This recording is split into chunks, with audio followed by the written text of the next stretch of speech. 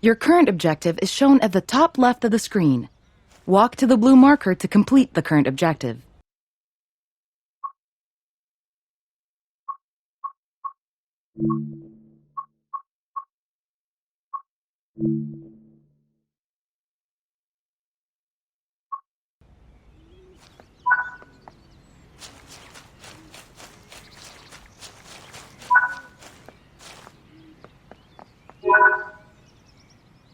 You've been awarded some action points. These are displayed in the top right corner of the screen and count towards your overall experience level for the game. This is one of the many types of route tasks to be discovered. Keep an eye out for many more types and styles of route tasks, which can involve placing, collecting, or fixing a variety of things. Head into the main building, and you'll continue your induction there.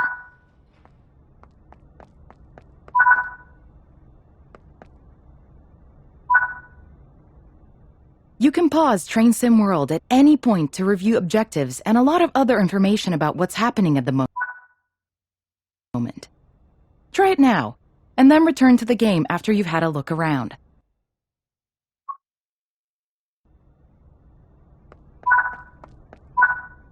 Now that we've covered some of the basics of moving around and interacting with the environment, let's take a walk through the building and find the trains.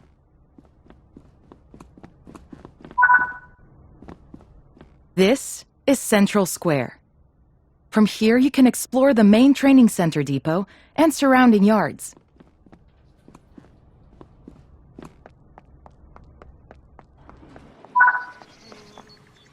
Your journey operating trains is just getting started here in the training center. Remember, you can always continue.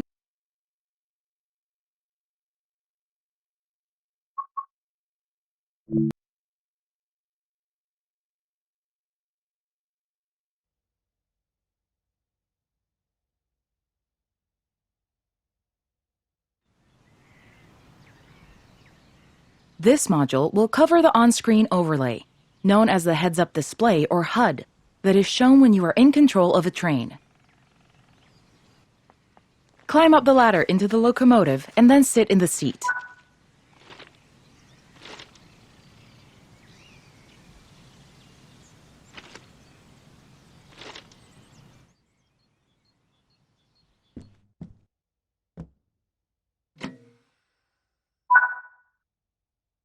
Welcome to the most important seat in the train. While sitting here, you'll be in full control. Before you think about moving the train, though, let's look at the HUD overlay that's appeared on the bottom right. The heads-up display is a guide to what your train is doing. The main part of the HUD is the speed display. A white bar will appear around the outside to show your current speed, and the red mark indicates your maximum permitted speed. This is the direction display. An arrow will indicate forward, reverse, and neutral directions. This is the power display. A number will indicate what position the power or throttle control is in. These are the brake indicators. The exact ones shown will vary by train and will often be visible in the train itself on various gauges. They tell you what's happening in the braking system. The most important one is the BC or brake cylinder. If that's reading 0, then your brakes are released. Anything else, and brakes are applied and you won't be able to move. Every train can have small variations in the HUD unique to the way it works, but they will mostly look the same. As you learn to control new trains, study the HUD and learn how it helps you operate it. If you want to see this again, you can rerun this training module at any time.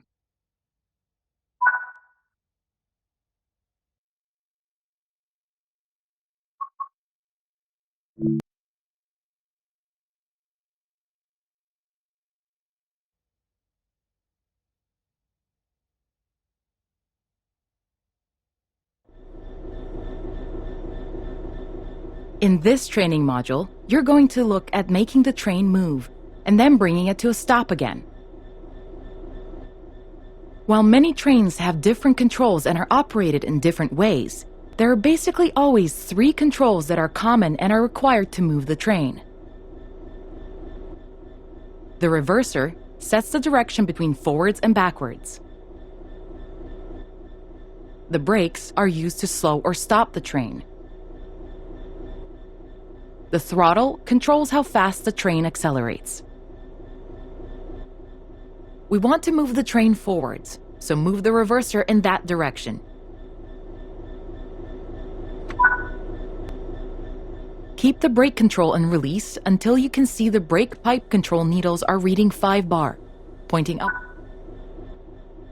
Watch the brake cylinder, or BC gauge, to see it gradually reduce to 0, which tells you that the brakes are now fully released and you can move the train.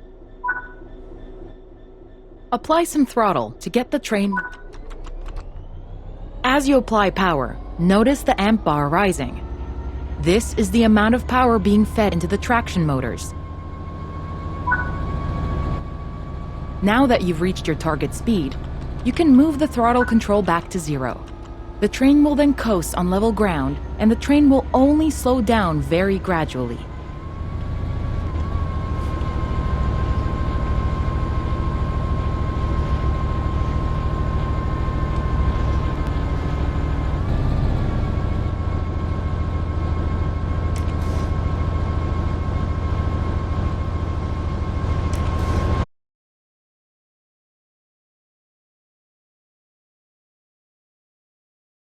While the specifics of operating brakes vary from train to train, the basic process of stopping is fundamentally the same. Bring this train to a complete stop by holding the brake control in the apply state until you see the brake pipe control needle in the center of your cab desk showing about 4 bar. The amount of braking you'll need to apply also varies depending on whether you're going uphill or downhill, and how heavy your train is.